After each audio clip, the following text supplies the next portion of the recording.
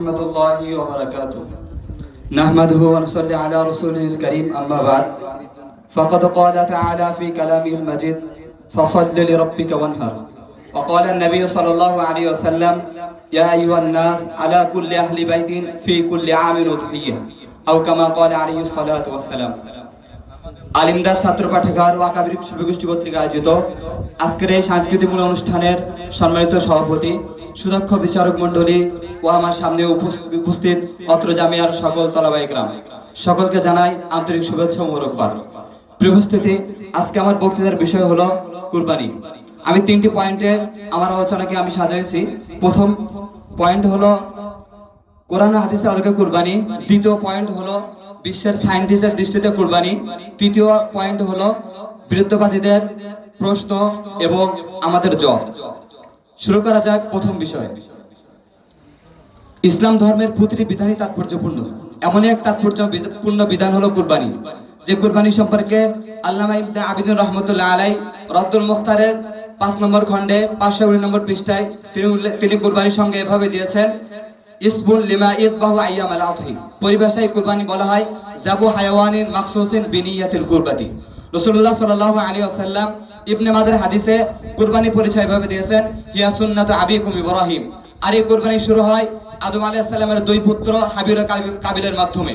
তারপর আল্লাহ তাআলা তার খলিলুল্লাহ ইব্রাহিম আলাইহিস সালামের কুরবানিতে খুশি হয়ে এই কুরবানিকে আনেওয়ালা উম্মতে মুহাম্মাদের উপর ওয়াজিব করে দিয়েছেন।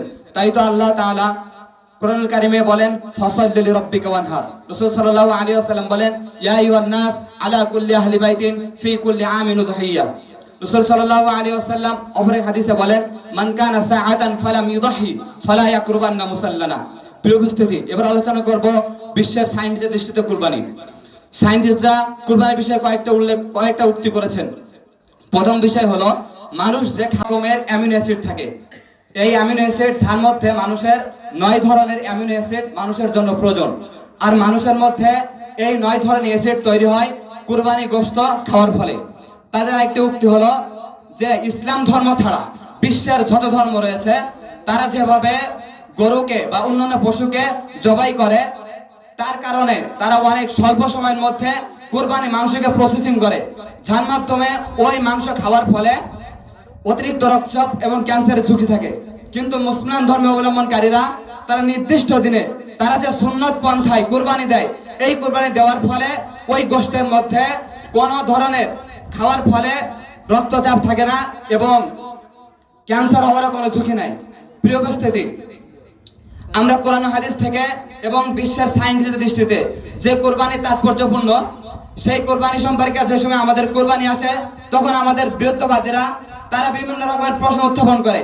যেমন তাদের একটি প্রশ্ন হলো যে আল্লাহ তাআলা ইব্রাহিম আলাইহিস সালামকে বলেছিলেন যে তার প্রিয় পুত্রকে, যে তার প্রিয় বস্তুকে জবাই করতে, তাহলে ইব্রাহিম আলাইহিস সালামের কাছে কেন তার প্রিয় পুত্র কেন প্রিয় হলো তার নিজের জানের থেকে?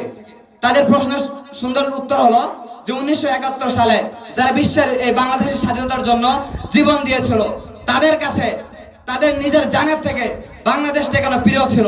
তাদের প্রশ্নের সহজ উত্তর আমাদের পার্শ্ববর্তী রাষ্ট্র ভারত। তারা বলে যে মুসলমান ধর্মের মধ্যে মানবতার কথা বলে, অথচ আমরা দেখি তারা মানবতা বিরোধী। কেন মানবতা বিরোধী? কারণ হলো আমাদের মাকে তারা জবাই করে।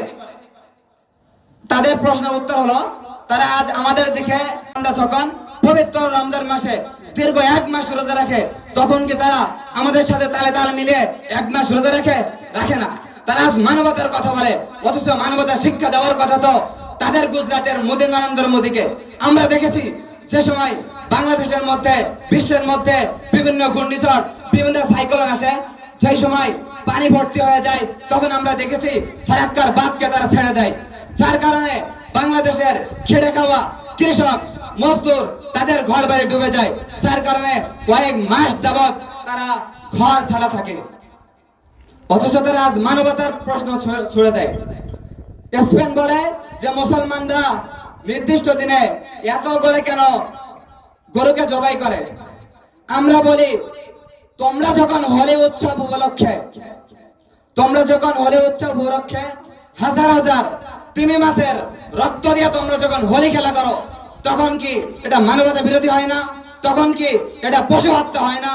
সেই সময় ভারতের হিন্দু ধর্ম অবলম্বনকারীরা তাদের ধর্মের নামে তারা পাঠা বলি দেয়, সেই সময় কি মানবতা বিরোধী হয় না? আমরা দেখেছি ফিলিস্তিনের মধ্যে এই পর্যন্ত আমার ভাইয়েরা, আমার বোনেরা 35,000 শহীদ হয়েছে, অথচ বিশ্বের মধ্যে, জাতিসংঘের মধ্যে হাজার হাজার ক্ষেপণাস্ত্র, বোমা সব থাকা সত্ত্বেও তারা আজ নীরব রয়েছে। মুসলমানরা আজকে চুপ রয়েছে। আমাদেরও সময় আছে। যেমনি ভাবে আমাদের আফগানিস্তান দেখিয়েছে, বিশ্বের সমস্ত রেকর্ডকে তারা ভেঙে দিয়েছে। এই বলে আমার বক্তৃতা আমি এখানে শেষ করছি। নাসরুম মিনাল্লাহি ওয়া ফাতহুন করিব ওয়া বাশশিরিল মুমিনিন। আসসালামু আলাইকুম ওয়া রাহমাতুল্লাহি ওয়া বারাকাতুহু।